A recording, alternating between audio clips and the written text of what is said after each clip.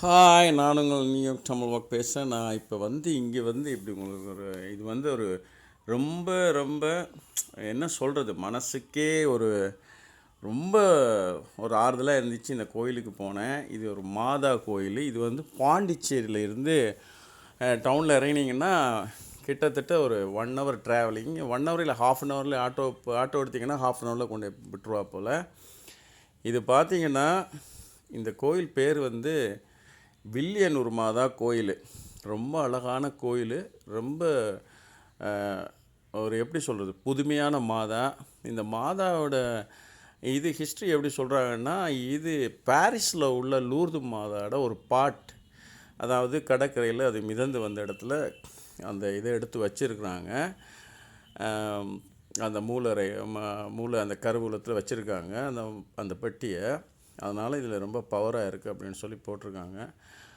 இந்த மாதா கோயிலை சுற்றி பார்த்திங்கன்னா ரொம்ப அழகாக இருக்கும். இந்த மாதாவோட முகத்தை பார்க்கும்போது அதை விட ஒரு பெரிய அந்த கருணைய வடிவான அந்த மாதா முகத்தில் பார்த்திங்கன்னா மனசில் உள்ள கஷ்டங்கள், எல்லா துன்பங்கள் எல்லாத்தையும் சொல்லி அழணும் அப்படின்ற ஒரு மனநிலைக்கே நாங்கள் போயிடுவோம். அந்தளவுக்கு அந்த கோயில் ரொம்ப அற்புதமாக இருக்குது. யாராவது வந்தீங்கன்னா கண்டிப்பாக ஃபாரினில் உள்ளவங்க, இல்லை கனடாவில் உள்ளவங்க, இல்லை நியூயார்க்கில் உள்ளவங்க, எங்கேயாவது தமிழர் வெளிநாட்டில் உள்ளவங்க வந்தீங்கன்னா கண்டிப்பாக பாண்டிச்சேரி போய் இந்த வில்லியனூர் மாதா அப்படின்றத நீங்கள் கண்டிப்பாக பாருங்கள். ரொம்ப அழகாக இருக்குது. மனசுக்கு ரொம்ப சாந்தமாக இருக்குது, சந்தோஷமாக இருக்குது. இந்த கோயிலில் நிறைய ஒரு சைடில் பார்த்திங்கன்னா அனாதை குழந்தைங்களுக்கு வச்சு பார்த்துட்ருக்காங்க ஸ்கூலெல்லாம். உங்களுக்கு பிடிச்சா, உங்களுக்கு உதவி செய்யணுமெண்டா நீங்கள் போய் அங்கே பண்ணலாம், செய்யலாம்.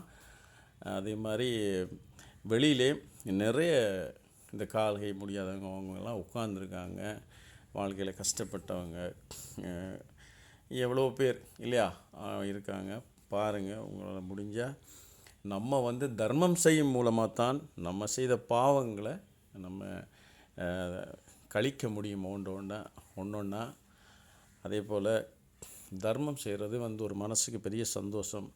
இருக்கிற சந்தோஷத்துலேயே பெரிய சந்தோஷம் எப்படின்னு கேட்டிங்கன்னா, ஒருத்தன் ஒரு சிக்கலில் இருக்கும்போது நம்ம அவனுக்கு ஒரு உதவி செய்து அந்த உதவியில் இருந்து அவன் மீண்டு அதுக்கு அப்புறம் அவன் படுற சந்தோஷத்தை பார்த்து நம்ம படுற சந்தோஷம்தான் வாழ்க்கையில் ரியலான ஒரு சந்தோஷம் இல்லையா? அதனால்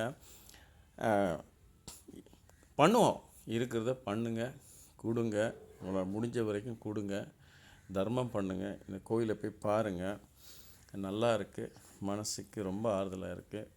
நல்லா போனீங்கன்னா ரொம்ப ரஷ் இல்லாமல், அவசரம் இல்லாமல் அந்த கோயிலை கம்ப்ளீட்டாக சுற்றி பார்த்துட்டு வாங்க. அப்போ தான் உங்களுக்கு ஒரு மன நிம்மதி, அமைதி கிடைக்கும். ஸோ இது ஏன் போகிறேன்னு சொன்னால் நான் போய் பார்த்து இந்த சந்தோஷத்தை, இந்த அழகான கோயிலை நீங்களும் போய் பாருங்கள் அப்படின்றது தான் இந்த பதிவு. God bless you. Thank you so much. Have a wonderful day. வீடியோவை ஃபுல்லாக பாருங்கள். நான் இதோட என் பேச்சை முடிச்சுக்கிறேன். Thank you so much. You have a wonderful day. Praise the Lord.